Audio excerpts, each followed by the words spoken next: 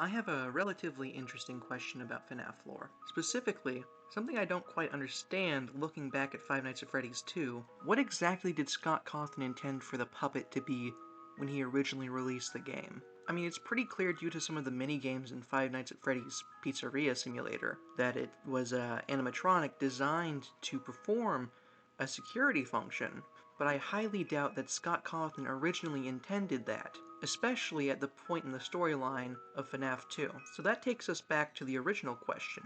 Only assuming what we know from FNAF 1 to 3 about, what can we assume the puppet to actually be?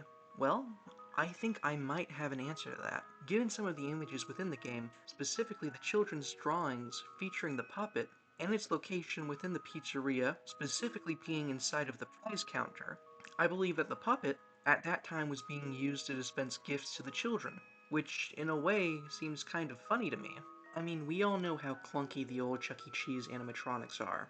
Imagine trying to fine-tune it so it can dynamically select an item to hand to a child. Unless Afton was more of a genius with robotics than we already knew he was, which, you know, granted, he made the fun times, and honestly, those seems futuristic for what we have now.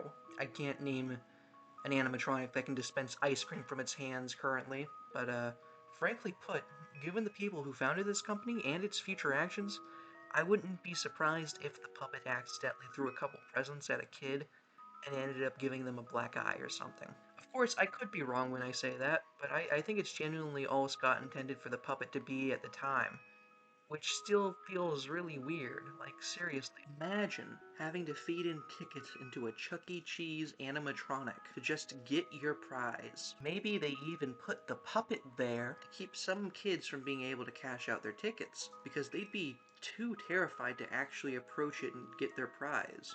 Honestly, that would be kind of understandable of the kids, because the puppet really is terrifying.